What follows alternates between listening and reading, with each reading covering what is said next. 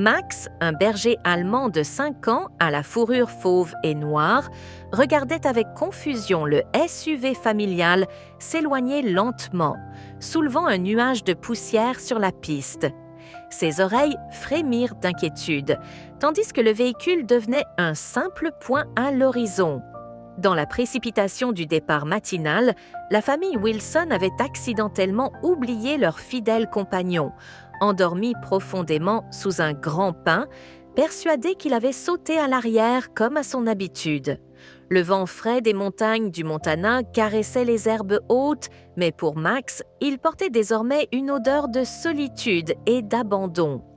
Quand le silence revint, étouffant le chant lointain des oiseaux, Max comprit peu à peu la terrible vérité. Son instinct de survie et son amour sans faille pour ses maîtres prirent aussitôt le dessus. Le soleil rougeoyant se levait à peine derrière les sommets enneigés, projetant une lumière dorée sur les vastes étendues sauvages. Animé d'une détermination farouche, Max huma l'air, reconnaissant la direction empruntée par la voiture. Chaque muscle de son corps puissant se tendit. Il devait les retrouver, coûte que coûte, franchissant forêts, rivières et vallées s'il le fallait. Malgré l'effroi qui commençait à serrer son cœur, Max ne laissa pas la peur l'envahir. Il savait que l'amour tissait des liens plus forts que la distance. Il ne comptait ni le froid mordant, ni les longues heures de marche à venir, car dans son esprit, une seule chose comptait, rejoindre la famille qu'il aimait plus que tout. Max renifla les effluves résiduels de la voiture familiale, captant l'odeur réconfortante des sièges en cuir, du vieux pull de M. Wilson et des miettes de biscuits écrasées par les enfants. Son museau s'agita, ses oreilles se dressèrent et, sans hésitation, il comprit intuitivement la direction à suivre, vers l'est, là où la piste serpentait entre les collines dorées. Avec un dernier regard chargé de tristesse vers le refuge temporaire, ce sous-bois tranquille, devenu malgré lui le théâtre de sa séparation. Max s'élança sur la route poussiéreuse, les pattes battant un rythme déterminé sur le sol dur. Guidé uniquement par l'instinct et par cet amour inébranlable qui liait son cœur à celui de sa famille, il franchit les premiers kilomètres d'une traite. Son souffle chaud formait des nuages devant lui, tandis que l'air du matin mordait ses narines. Porté par l'espoir vibrant et l'adrénaline palpitante, Max ne ressentait encore ni la douleur ni la fatigue. Il suivait aveuglément son nez et son cœur, ignorant la véritable ampleur du périple qu'il entreprenait à cet instant. Chaque pas semblait l'éloigner de l'abandon et le rapprocher de ceux qui l'aimaient. À travers les prairies ouvertes, il fendait les hautes herbes, sautait par-dessus les ruisseaux gelés et esquivait les rochers, aussi vifs et précis qu'un loup en chasse.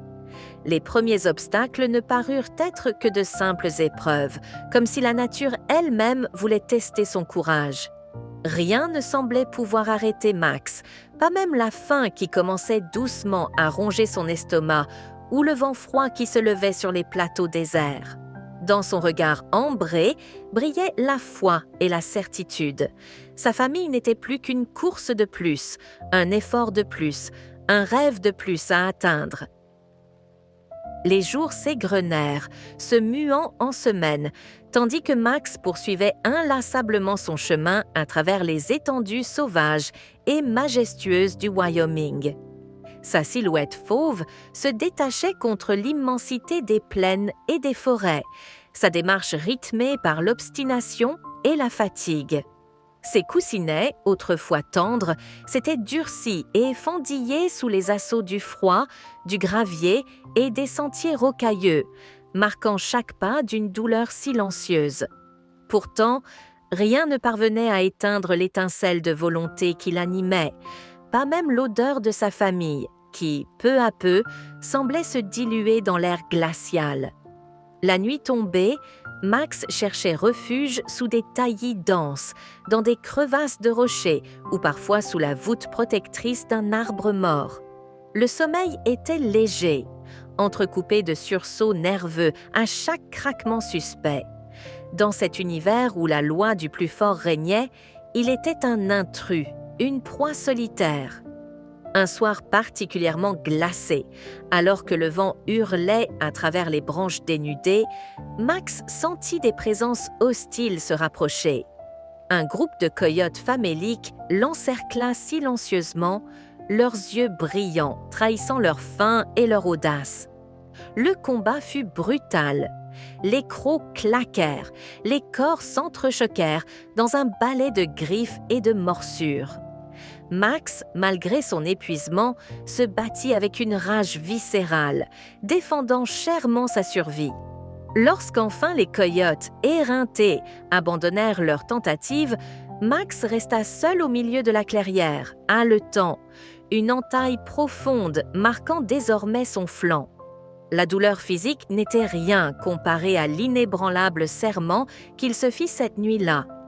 Tant qu'il lui resterait un souffle de vie, il poursuivrait son chemin jusqu'à retrouver ceux qu'il aimait plus que tout.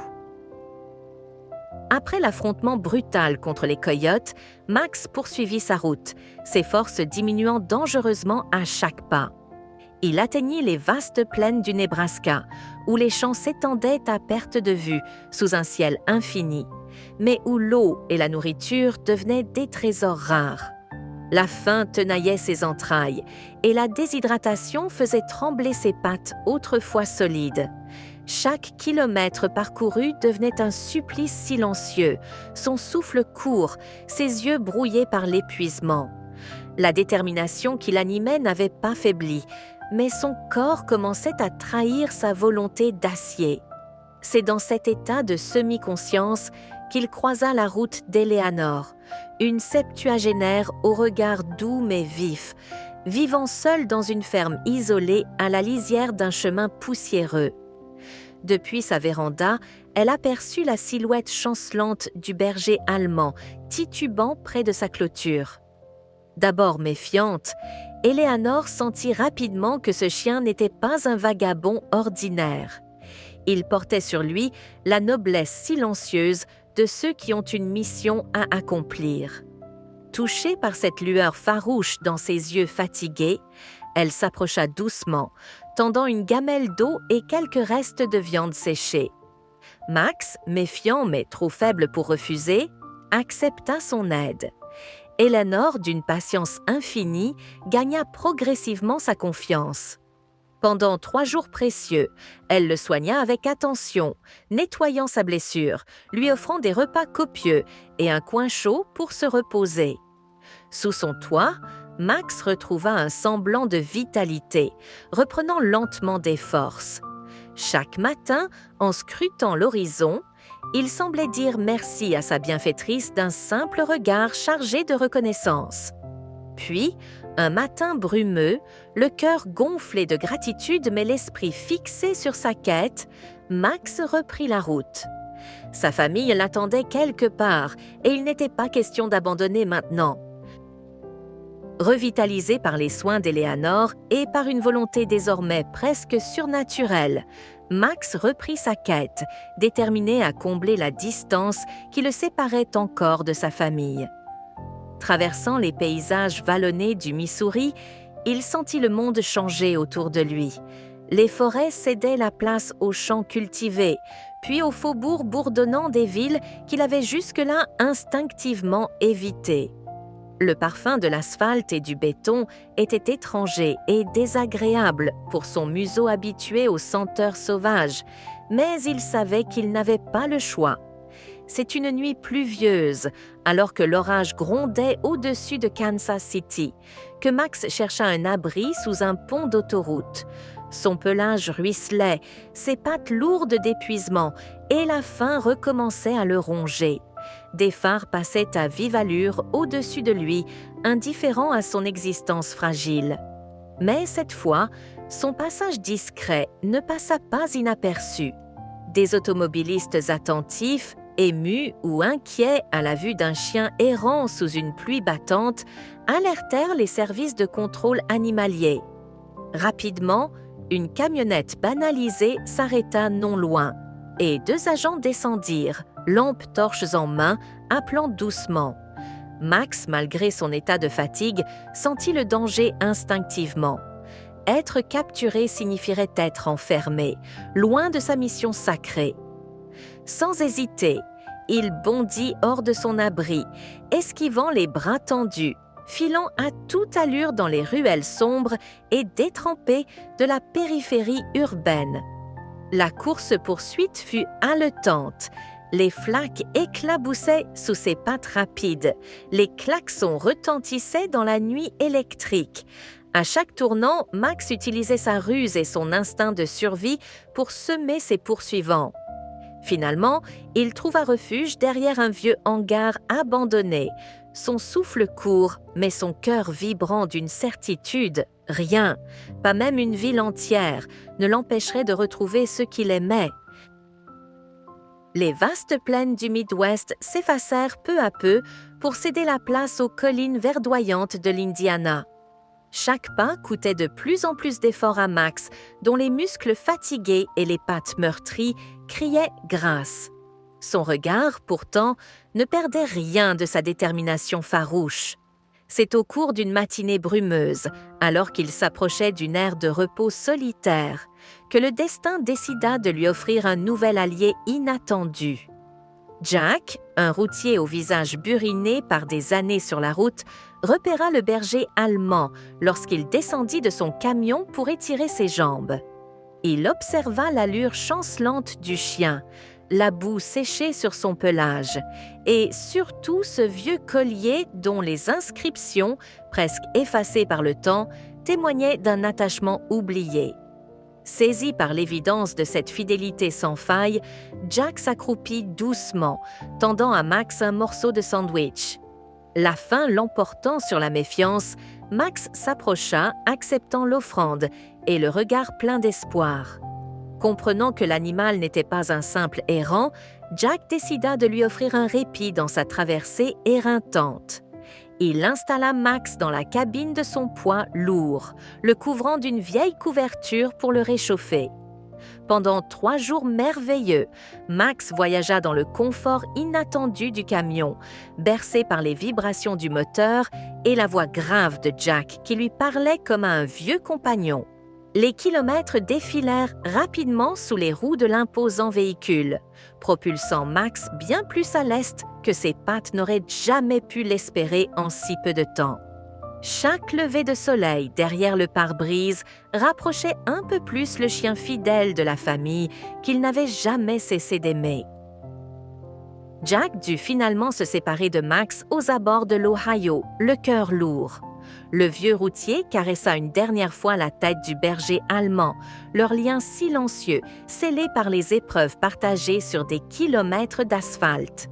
Les routes de l'homme et du chien devaient désormais diverger, chacun poursuivant sa propre destinée. Max, bien que réticent, sembla comprendre. Il tourna plusieurs fois la tête vers le camion, s'éloignant lentement, avant de reprendre sa marche solitaire, sa silhouette fine se fondant dans le paysage vallonné. La traversée de l'Ohio fut éprouvante, mais une énergie nouvelle animait Max lorsqu'il atteignit les premières pentes des Appalaches. L'air y était plus frais, chargé d'odeurs boisées familières qui éveillèrent en lui de vieux souvenirs heureux. Des randonnées familiales, des rires d'enfants, l'odeur du feu de camp mêlée à celle des feuilles mortes. Son flair exceptionnel capta des traces olfactives qui ravivèrent de son espoir, minuscules flammes vacillantes dans la fatigue écrasante. Malgré un corps meurtri par des semaines d'efforts surhumains, Max accéléra le pas, guidé par ses échos du passé. Chaque pas sur les sentiers moussus semblait ranimer un souvenir, renforçant sa certitude qu'il approchait du but. Mais la montagne était rude pour un chien exténué. Ses pattes saignaient parfois sur les pierres tranchantes et les nuits froides le faisaient trembler sous les frondaisons. Pourtant, ni la douleur ni la solitude ne purent éteindre cette force indomptable qui l'animait. L'amour d'une famille qu'il n'avait jamais cessé de croire sienne. L'hiver commençait à s'installer sur la côte Est, durcissant encore les épreuves que Max devait endurer alors qu'il poursuivait son voyage titanesque. Le froid mordait ses coussinets fatigués, glaçait son souffle et raidissait ses muscles à chaque pas. Alors qu'il traversait péniblement les derniers états, le séparant de son but, une tempête de neige d'une rare violence s'abattit sur les montagnes de Pennsylvanie. Le vent hurlait comme une bête en colère, effaçant toute trace de sentier et ensevelissant la forêt sous un épais manteau blanc. Max, tremblant et aveuglé par les flocons tourbillonnants, parvint de justesse à trouver refuge dans une grotte peu profonde, à flanc de montagne. Pendant 3 interminables jours, il resta recroquevillé contre la paroi froide, affamé, transi, ses forces s'amenuisant à mesure que le blizzard faisait rage à l'extérieur. Chaque battement de son cœur devenait plus lent, chaque respiration plus laborieuse, et l'abandon semblait une tentation douce et irréversible dans cette obscurité glaciale. Mais au fond de son esprit, une lueur persistait. Dans un demi-sommeil agité, Max revit la frimousse de Sophie, la fille cadette des Wilson, celle qu'il avait vue grandir, celle qui riait toujours en l'enlaçant après l'école. Ce souvenir si vif et si précieux raviva une étincelle au creux de son être gelé. Quand enfin la tempête se calma, Max, titubant mais résolu, se redressa avec un dernier élan de volonté. Il secoua la neige de son pelage trempé et, les yeux brillants d'une détermination farouche, repartit dans l'épaisse blancheur, bien décidé à retrouver ceux qu'il aimait plus que tout. Après presque 4 mois d'errance et plus de 4000 kilomètres parcourus depuis les montagnes sauvages du Montana, Max atteignit enfin les abords de Boston. La ville, grouillante de vie et d'odeurs nouvelles, aurait pu le dérouter, mais il suivait obstinément ce fil invisible qui le reliait à sa famille. Traversant les rues résidentielles, esquivant les voitures et ignorant l'agitation urbaine, Max se laissa guider par les effluves familiers mêlés aux souvenirs de bonheur passé. Un dimanche après-midi baigné de soleil, il arriva enfin devant un petit pavillon blanc bordé d'un jardin soigneusement entretenu. Là, des rires et des effluves de barbecue emplissaient l'air, réveillant en lui une joie presque douloureuse. Exténué, tremblant de fatigue mais porté par l'émotion, Max s'approcha lentement de la maison. À l'intérieur, Sophie, désormais âgée de 10 ans, aperçut par la fenêtre de la cuisine une silhouette famélique mais étrangement familière. Ses yeux s'agrandirent d'incrédulité avant qu'un cri perçant ne s'échappe de ses lèvres. Alertée par ce cri, toute la famille Wilson accourut sur la terrasse. Le temps sembla suspendu. Devant eux se tenait leur compagnon disparu, amaigri, éreinté, le pelage en bataille, mais les yeux toujours brillants d'un amour indéfectible. Il n'y eut pas d'hésitation. Sophie se précipita en pleurant, suivie de ses parents et de son frère, encerclant Max dans une étreinte désordonnée et bouleversante. Après tant d'épreuves, Max était enfin chez lui. Les retrouvailles furent aussi déchirantes que joyeuses. Les larmes, les rires et les caresses tremblantes racontaient mieux que n'importe quel mot la profondeur du lien qui unissait Max à la famille Wilson. Au fil des heures et des jours suivants, les Wilson découvrirent avec stupeur l'état physique de leur compagnon. Ses pattes usées, son pelage abîmé, ses cicatrices encore fraîches et son regard vieilli prématurément par l'effort et la solitude. Chaque blessure racontait une partie de l'incroyable odyssée qu'il avait traversée pour les retrouver. Les semaines suivantes furent entièrement dédiées à sa guérison. Un vétérinaire, bouleversé par l'histoire de Max, prit soin de lui avec une attention exceptionnelle. Les examens révélèrent à quel point son organisme avait été mis à rude épreuve. Perte de poids extrême, anciennes fractures mal consolidées, traces de morsures, mais surtout une endurance presque surnaturelle. Son incroyable résilience fascinait toute la communauté et bientôt, des articles de journaux locaux commencèrent à raconter son aventure héroïque. 1 an après son retour miraculeux, Max, désormais en pleine santé, était devenu une célébrité locale. Il apparaissait aux événements communautaires, recevait des lettres et des cadeaux d'inconnus touchés par son histoire et était salué comme un symbole vivant de la fidélité et de la détermination. Chaque nuit, il dormait paisiblement au pied du lit de Sophie, comme pour s'assurer que plus jamais, rien ne viendrait les séparer. Dans chacun de ses sommeils, il semblait savourer la douce victoire d'avoir défié la distance, les dangers et la solitude pour retrouver ceux qu'il aimait plus que tout.